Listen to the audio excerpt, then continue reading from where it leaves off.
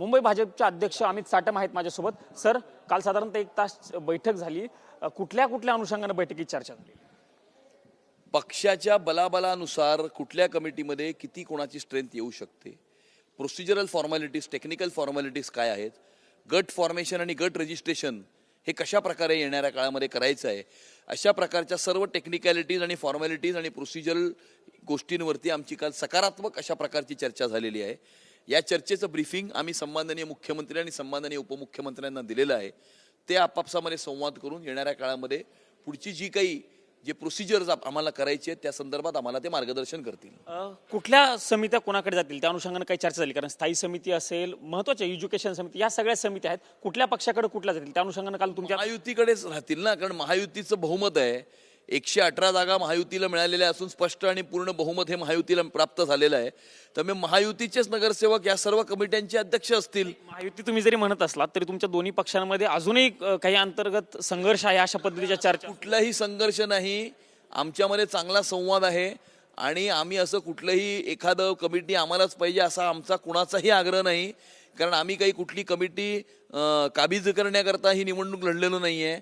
आम्ही ही निवडणूक मुंबईकरांकरता लढलो आहे, मुंबई महानगरपालिकेला भ्रष्टाचार विरहित प्रशासन देण्याकरता लढलो आहे, मुंबई शहराचा विकास घडवून आणण्याकरता लढलो आहे। आणि ज्या वेळेला मुंबई शहराचा विकास होतोय त्यावेळेला मुंबई शहराची सुरक्षितता सुद्धा अबाधित ठेवली पाहिजे, याकरता आम्ही ही निवडणूक लढलो आहे। कुठलंही सत्तेचं स्थान किंवा अधिकाराचं पद प्राप्त करण्याकरता आम्ही निवडणूक लढलेलो नाही। साटम साहेब, तुम्ही म्हणताय महायुती म्हणून, पण पक्षातील अंतर्गत विधान, समाधान सावरकरांचं विधान आहे की भाजपमधल्या एका गटामुळं माझा पराभव झाला, किंवा या सगळ्या पद्धतीची विधानं असतील, या सगळ्याकडे कसं बघता? किंवा शिवसेनेचं म्हणणं आहे की तुम्ही ती मुस्लिम बहुल भागातील जागा त्यांना दिल्या म्हणून त्यांचा पराभव झाला। एखाद्या व्यक्तीने किंवा कार्यकर्त्याने असं कुठलं विधान केलं म्हणजे त्या अख्ख्या पक्षाने ते विधान केलेलं आहे असा त्याचा अर्थ होत नाही।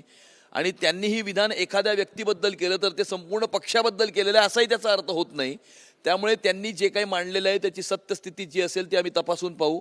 परंतु अशा प्रकारे जर पक्षाच्या मध्ये जर बसून युतीमध्ये जर आम्ही चर्चा केली तर ते चांगलं राहील। जाहीररित्या अशा प्रकारच्या गोष्टींवरती वक्तव्य करणं हे टाळलं पाहिजे। मुस्लिम बहुल भागातील त्या अनुषंगानं मुस्लिम बहुल भागातील जागा असं कुणीही म्हटलेलं नाही आणि सर्व जे काही जागा वाटप झालेलं आहे त्याच्याबद्दल कुणीही काही चिंता व्यक्त केलेली नाही। धन्यवाद आमच्याशी बातचीत केल्याबद्दल। हे मुंबई भाजपचे अध्यक्ष अमित साटम होते आणि समाधान सावरकरांनी अशी जाहीररित्या विधानं टाळता येतील का यावरती भर दिला पाहिजे, आणि अशा पक्षाच्या बैठकीमध्ये अशा पद्धतीची विधानं सांगितली तर त्यावरती तोडगा काढता येईल, अशा पद्धतीची देखील प्रतिक्रिया अमित साटम यांनी TV9 मराठीशी बोलताना व्यक्त केल्याचं आपल्याला बघायला मिळालेलं आहे।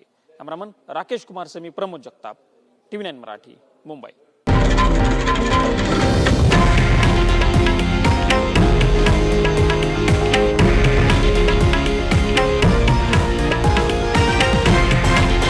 हे आहे देशातील नंबर 1 न्यूज नेटवर्क आणि आपण पाहत आहात TV9 मराठी, एकमेव।